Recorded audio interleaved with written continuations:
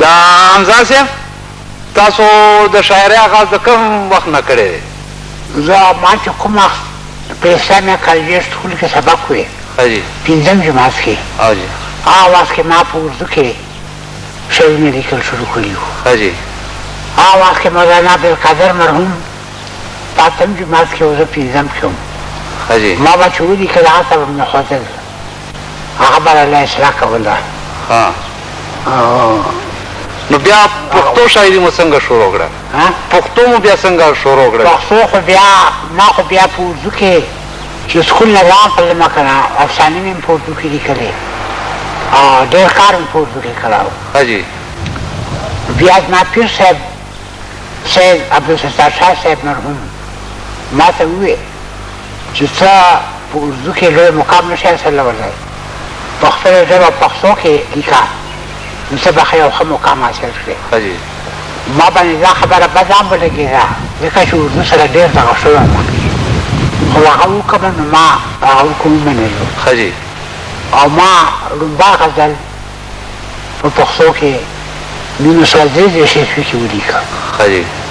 دا غزل څه یو بیت درته یاد نه دی؟ هغه پرون مې دغه کړی و، هغه کې یو شعر دا دی چې زه د یار د مخ په شمع زی د ځانسته سوزم، زه د یار د مخ په شمع زی د ځانسته سوزم، شمع ته د اور راته بې عقل پروا نه کوي.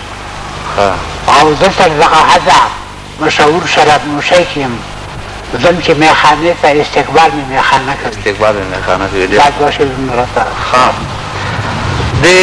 تاسو د تصوف ته څنګه رجحان پیدا شو؟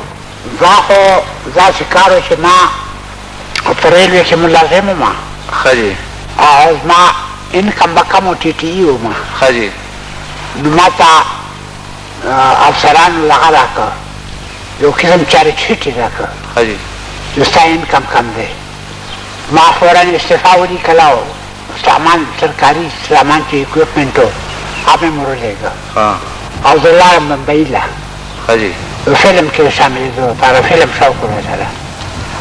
هلته خو کار ونه شو په فلم کې، مشر ورور راپسې راغی بمبۍ ته، د اجمیر شریف په لار د احمدآباد په لار راغلو اجمیر شریف ته.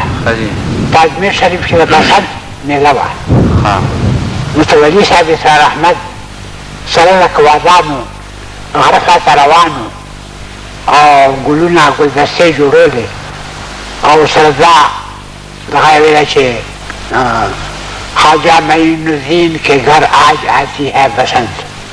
روشوی دې سندرې په ما داسې اثر وکړه چې زما اوښې را روانې شوې بې اختیاره.